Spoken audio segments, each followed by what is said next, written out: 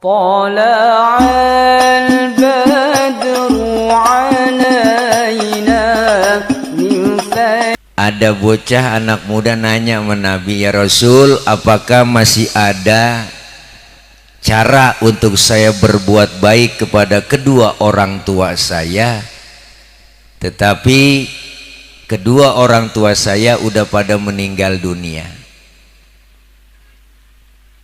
Maka Rasulullah menjawab, banyak. Apapun kerjaan yang baik yang kau niatkan pahalanya buat kedua orang tua kamu yang sudah meninggal dunia, itu pahalanya akan sampai.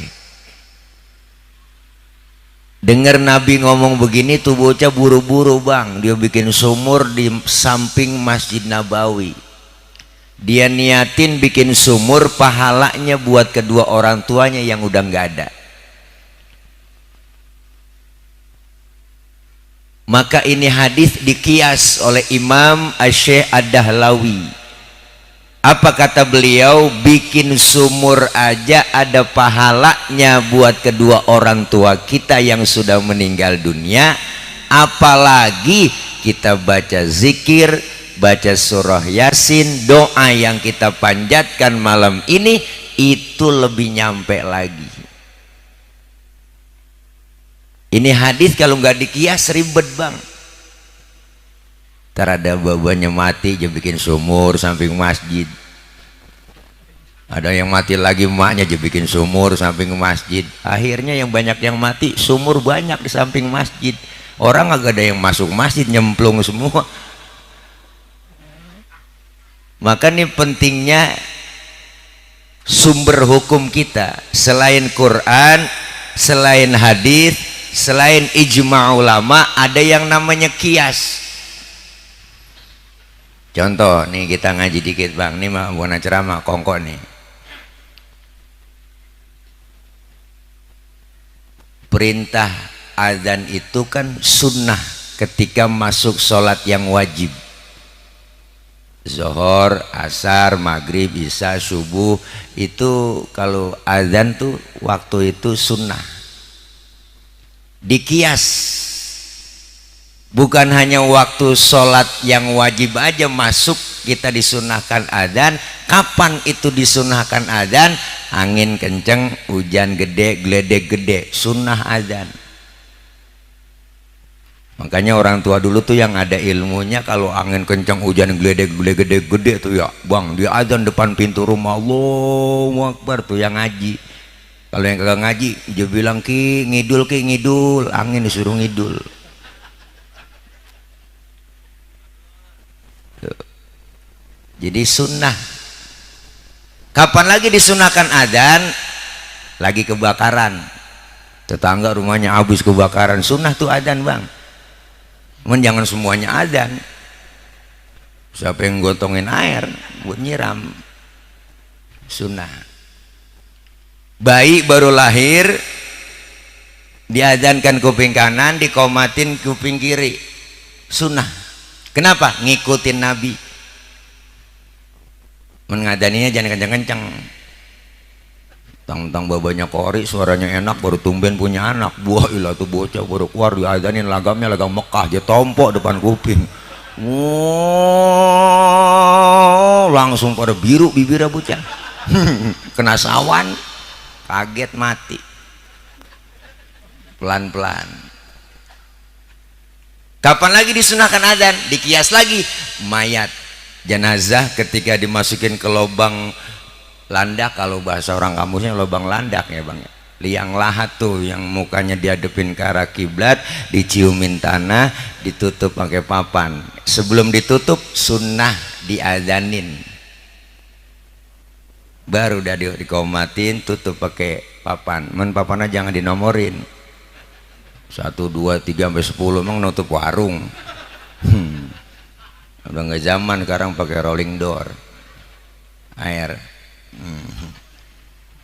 Iya bang, larutan. Lagi ini panas dalam. Saya kalau panas dalam saya keluar aja, di dalam panas terus.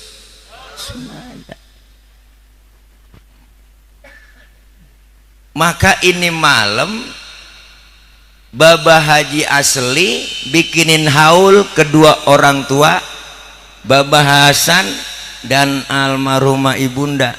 Ini berarti Ibu Haji Sainah bininya, bukan? Emak. Oh, emaknya Baba Seli. Emak berarti bininya masih ada ya? Iya emak. Ibu, iya emak. Emak berarti ya. Ibu, ya ibu. Ini nyak ya, kalau Betawi mah nyak ya. Dikirimin doa, dibacain Yasin, dibacain tahlil, ini semua pahalanya buat mereka. Makanya Al-Imam Abu Duraid pernah bilang, efeknya turunin bang, jangan pakai efek itu, ini masih ada. Mana tukang sound? Suara asli aja, ayo turunin dikit, nggak ngebrek buat cek nangka lah. Halo, nah ada sini dah cukup.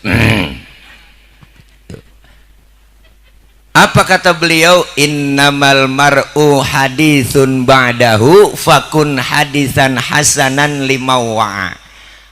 Orang itu kalau kata beliau kalau udah nggak ada jadi cerita buat orang yang masih ada.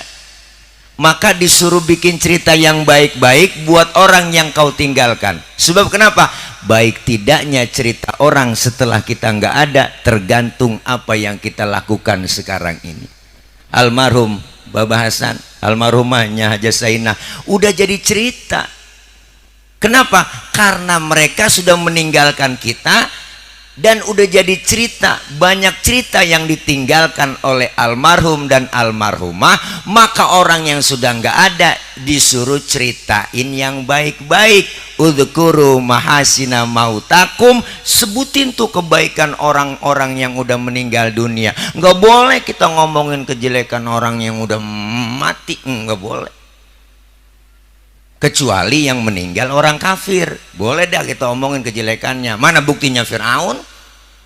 Diomongin mulu kejelekannya sampai tertulis di Quran. Jangankan kelakuannya, doa namanya aja orang ogah pakai.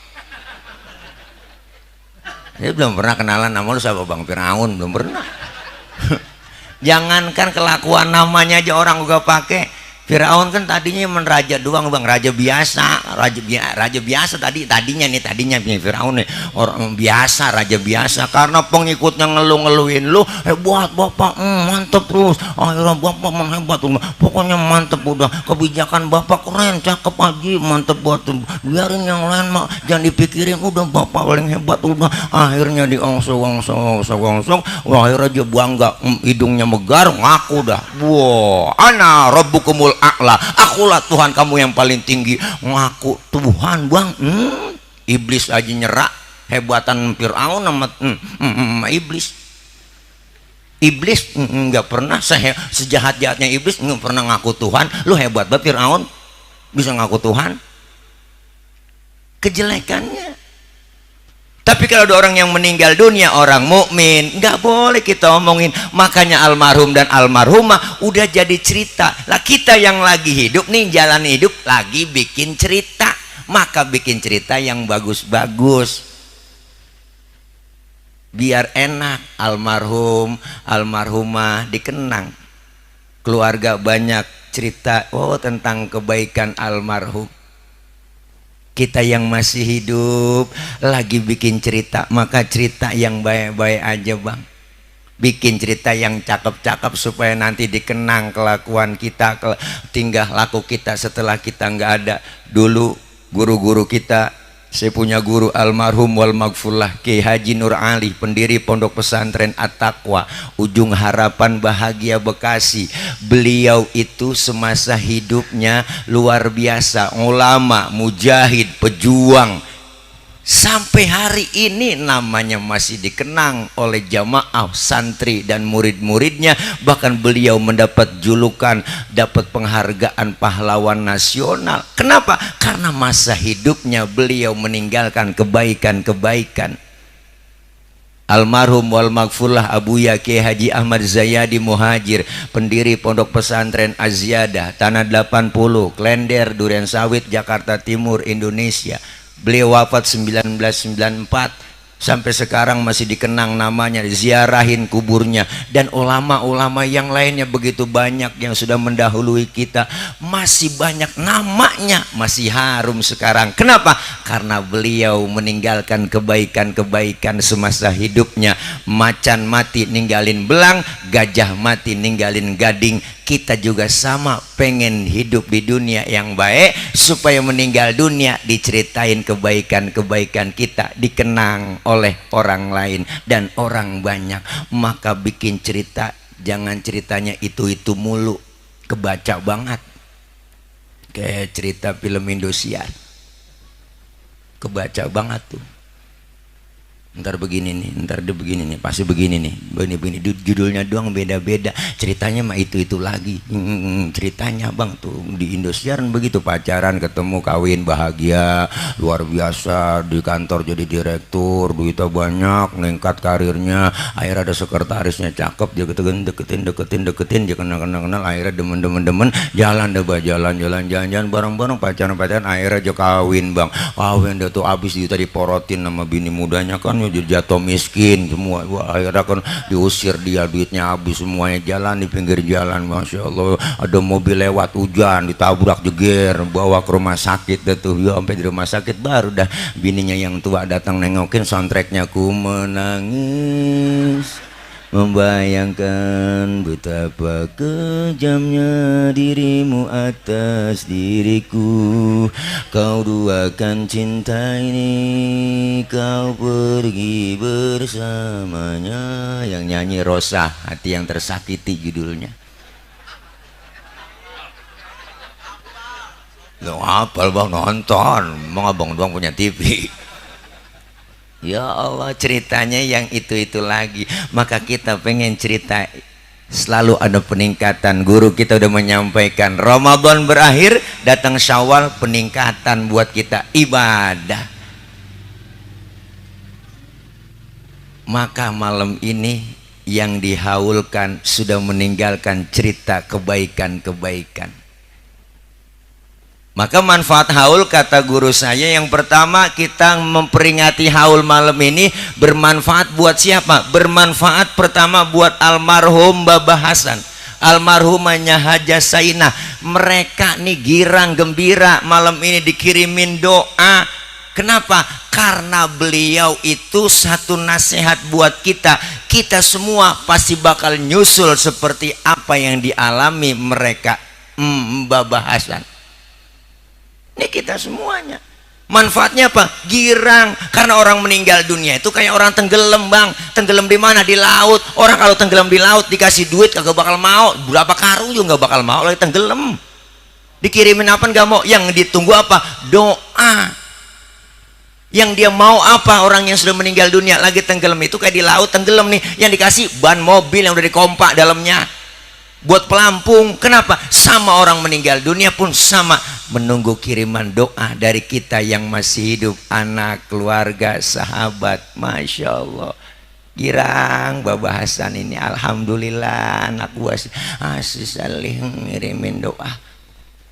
Alhamdulillah mamanya. Makanya Babah asli jangan pakai kecil hati. Harta, tenaga, pikiran yang dikeluarin malam ini buat kegiatan haul doa buat mereka, orang tuanya, yakin apa yang dikeluarkan dibalas oleh Allah lebih dari apa yang dikeluarin.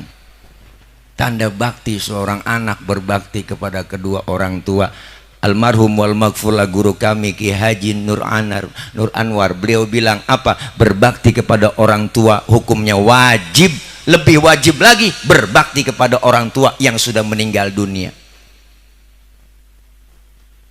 Maka beliau girang karena beliau bukannya mati bang, enggak. Kata siapa mati? Si Fulan mati. No, kata siapa? Kata kita, kata yang hidup. Padahal mah yang lagi ngalamin cuma pindah dari dunia ke alam barzah. Ada kehidupan di alam barzah. Guru kita udah jelasin, makanya kita ziarah kubur. Assalamualaikum ya ahlal kubur. Itu semua penghuni kubur nyaut, jawab waalaikumsalam. Untung kita yang ziarah kagak denger. Kalau kata denger kagak jadi ziarah, Bang. Enggak dah. Assalamualaikum ya ahlal kubur. Engkong nyaut dari kuburan. Waalaikumsalam ji. Lu nyampe. Wah, itu langsung surat Yasin kita lemparin, Bang. Dari jepit putus kita lari ngibrit, ada penampakan. Mereka bisa melihat kita, kita nggak bisa melihat mereka. Ada kehidupan, ada hidup sesudah mati, ada akhirat sesudah dunia. Girang dapat kiriman doa. Maka doa-doa kita malam Jumat, malam nisfu Sya'ban, malam takbiran. Apalagi kalau malam Jumat tuh kirimin doa. Mereka orang-orang tua kita malam Jumat tuh yang udah pada meninggal nih arwahnya. Malam nisfu Sya'ban, malam takbiran nyampe pada ke rumah. Nyampe, Bang, liatin anaknya doa apa kagak. Ngeliatin anak yang ngirimin Fatihah apa enggak. Girang kalau dikirimin Fatihah. Maka ini malam beruntunglah, bukan hanya almarhum Baba Hasan dan Nyahaja Saina engkon itu doang, kita semua yang hadir, emak bapak kita dapat kecipratan pahala yang udah pada kagak ada. Dapat kiriman doa minal muslimina wal muslimat wal mu'minina wal mu'minat, dapat semua tuh, Bang. Ini manfaatnya. Kadang-kadang ada aja orang udah mah Baba mati-mati aja, ngapain dibacain doa, emang udah layan alam, PA. Yang kedua manfaatnya apa? Manfaatnya haul malam ini salah satunya apa? Manfaatnya buat orang yang bikinin haul. Baba asli beserta keluarga semuanya ini malam yakin. Karena dia merasa orang tuanya itu banyak jasanya, pastilah banyak jasanya. Dia merasa kenapa baktinya, jangankan yang masih hidup, yang udah meninggal dunia dibikinin acara 40 hari, 100 hari, dibikinin acara haul, doa setiap malam Jumat. Apalagi ngumpulin kita, hari ini kita bikin haul. Ini Baba Haji asli merasa apa? Merasa senang, gembira. Alhamdulillah bisa berbuat baik, mengirimi doa, ngeluarin sedekah malam ini. Tuh dikasih kardus, ya kan, nasi box, snack, ntar makan bareng, harta nih semua dikumpulin, nyewa sound tenda, wah kiai semuanya sampai live streaming tuh, majelis gahwah, like, share, and subscribe, oke? Jangan lupa para shock breaker, apa namanya? Oh, subscriber gitu, shock breaker. Nih Masya Allah, keluar harta, tenaga, pikiran. Kenapa? Belum seberapa, Bang, dibandingkan dengan jasa orang tua kita yang zaman kita masih kecil. Apa sih kita, Bang, ini orang anak? Jangan harap nih, jangan diharap, jangan harap kita mati didoain sama anak-anak kita. Kalau sekarang aja udah nggak mau doain orang tua kita. Jangan harap kita mati didoain sama anak kita aja, sekarang udah nggak mau doain orang tua yang udah meninggal dunia. Padahal jasa kalau dihitung, Bang, Masya Allah, kumpulin harta sebanyak-banyaknya buat nebus jasa kedua orang tua, kagak bakal ketebus. Dan macam-macam sama orang tua. Aduh, bocah kampung saya babanya mati, tahlil malam ke-1, ke-2, malam ke-6 jangan ngeluh aja, ya Allah, taat pala puyang bat ini. Ilah ilallah, tiap malam begadang tahlil, mikirin bocah ngaji juga tuh, baca Quran pada di makam semuanya. Mana besok malam ke-7 lagi, ya elah, duit dari mana belum kelihatan ini buat malam acara ke-7. Lagian aki-aki pakai mati, jatah gitu. Busen, kita kesel banget. Kata, lu belum seberapa, baru malam 7 malam baru lu gadangin orang tua lu yang udah kagak. Lu berapa tahun digadangin sama emak bapak lu? Lihat, Masya Allah, sehebat-hebatnya emak ada capeknya juga. Kan bapak ngikut tampil di situ, punya anak kecil, tengah malam masih melek aja. Emak udah capek, pegel banget. Ya Allah, emak udah kesel banget. Ya Allah, tidur apa tong? Udah ngantuk banget ini, tidur atau gue. Ya Allah, mata lu masih aja melek. Gue yang udah ngantuk, betul capek, betul lah. Itu bapak lu aja kemana tahu ini ya? Ya Allah, sinilah bapak lu, Bang, bantuin gua apa? Lu kan orang laki, akal lu banyak, takut-takutin kayak bocah biar bisa tidur. Baba mengakala banyak. Baba keluar kempet pojokan jendela nongkrong. emaknya ngomong, tidur neng, ada anjing tuh di samping. Tidur ya sayang, ada anjing di samping, ntar kalau kagak tidur digigit ya. Tuh ya Allah bang, akhirnya tuh bocah ketakutan tidur, padahal babanya di anjing-anjingin. Sampai segitu orang tua laki, baru pengorbanannya segitu kecil, baru pala jadi kaki, kaki jadi pala. Lo berangkat gelap, pulang gelap, nyari nafkah buat bini, buat anak. Kaya kagak, utang numpuk. Orang perempuan di rumah bini taunya ada aja. Emang serba salah jadi orang laki bang, di rumah mulu diomelin sama bini. Di rumah mulu bang, lu ngayap bapak kemana ke nyari duit sono, keluar kemana sono. Udah kita keluar nih ngayap di mana nyari duit, diomelin lagi, kah gua pulang ngayap mulu. Ilah ilallah, dia kemana tahu. Salah, serba salah. Tapi lihat perjuangan orang tua, apalagi namanya emak, bah jasanya. Belum ngelahirin aja udah kita seksa bang, muntah tiap jam yang ngidam ya po. Wah kalau ngidam minta yang aneh-aneh, tengah malam pengen buat megang pisang. Orang perempuan kalau ngidam begitu. Maksudnya lakinya ustad bang, pulang ceramah dikasih besek, dalamnya ada pisangnya. Tuh pisang sampai rumah dicekelin aja, dikupas kagak, dimakan kagak. Orang ngidam dapat 4 bulan 10 hari, karena udah bocah udah kelejetan, udah bentuk orang itu ya po, di perut ada yang nendang-nendang tuh bocah. Tendangannya kenceng, tendangan Cristiano Ronaldo, mantan pemain Real Madrid yang nomor punggung 7 tuh, kalau nyerang ke depan dapat umpan dari Karim Benzema, langsung ditendang mau dia, gol, cakep tendangannya, bengkok pisang. Bocah nyundul-nyundul di perut. Emak keseksa, ya Allah disundul-sundul, ya Allah disundul-sundul. Mana sundulannya kenceng, ya sundulan Charles Puyol, mantan pemain Barcelona yang nomor punggung 5, pemain belakang dia kan, kalau mukanya kayak Beri Prima, rambutnya gondrong ke depan, dapat umpan dari Iniesta langsung disundul, cakep itu. Wah lah, palanya bagus nggak peyang. Keseksa mak, tidur miring apalagi udah 9 bulan ya po. Wah Allah, begak banget kita ngeliatin aja, begak bang jadi orang laki. Allah gede, tidur miring kayak nomor 3, celentang kayak kubah masjid, kurap takut jomplang. Tuh perjuangan mak. Lalu kita bayangin bang, dikit-dikit apa sih detik-detik melahirkan itu mak, deh perut sakit, mules, penyakit jadi satu ya po, 1000 jadi satu tuh penyakit. Dibawa ke bidan diperiksa, pembukaan 1, pembukaan 2, pembukaan 3. Dari rumah udah cari, ya ilah bang, aku bang, lakinya aja cari, aduh bang sakit banget bang. Laki nyamperin dikit banget, kita sabar neng, emang udah bagian lu. Segitu doang orang laki mah. Segitu doang orang laki mah.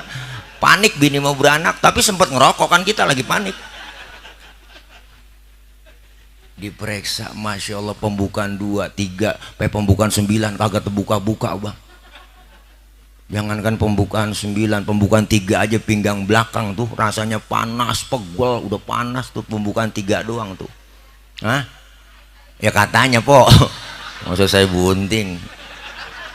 Ya Allah.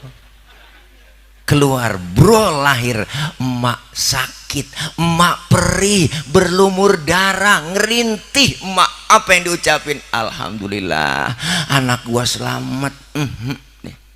Emak nggak ada habis ngelahirin marah-marah gara-gara lu nih anak aja tunjuk, sialan lu kagak ada. Lu tahu nih berapa jahitan gua? Nggak ada yang begitu.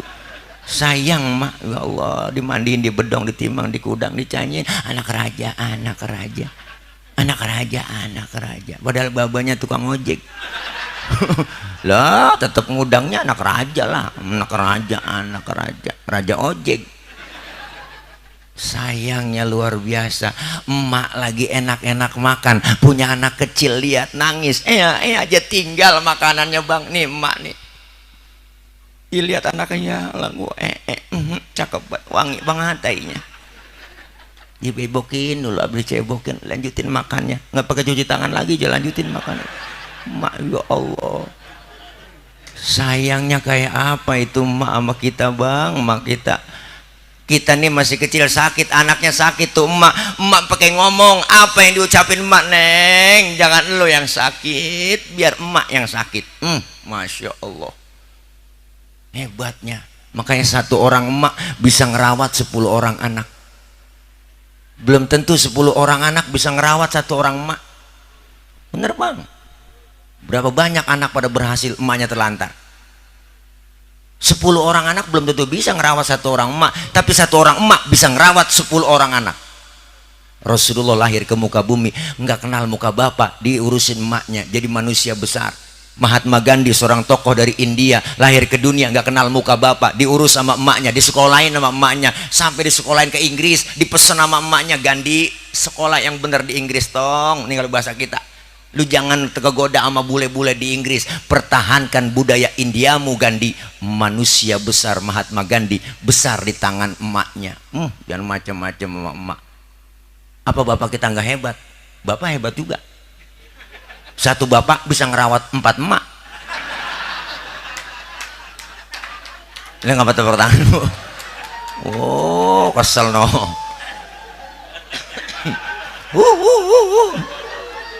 Ya gantian po, empok doang kita angkat, bapak juga angkat juga. Ya Allah, perjuangannya emak luar biasa. Bapak orang tua nggak ada bang. Sehebat apapun seorang anak nih, anak biar kata pintar banget, titelnya tinggi, jabatannya tinggi, punya titel doktor, profesor, SH, MM, MBA, kolanya S1, S2, S3, S getok, S teler dia punya. Anak biar kata disebut al-mukarrom banget, disebut kiai besar, ulama besar, pakai udang-udang gede kayak ban Vespa, sorban nyengser, jubah nyengser, udang-udang kayak ban Vespa, jubah kayak Batman bang. Yang tanganan dicium bolak-balik sama jamaah pergi haji tiap tahun, mondar-mandir ke Mekah, umroh dia saban bulan berangkat. Tapi satu, dia durhaka dengan kedua orang tuanya, segala amal ibadahnya di hadapan Allah ditolak mentah-mentah. Jangan macam-macam sama orang tua. Ya Allah mak, emak kita apalagi bang, emak. Ya ilaha illallah. Makanya kita kalau meriang tuh sakit nih, lagi meriang kita panas dingin meriang dah, lagi meriang ngerintih enak banget nyebut emak. Kalau kita ngerintih emak, emak, sehat rasanya bang. Apalagi emak udah kagak ada, bapak udah kagak ada, emak, emak itu ingat rasanya obat buat kita. Nyebut nama emak aja udah obat buat kita. Emak kita, bapak kita bang. Ini haul menandakan bakti seorang anak.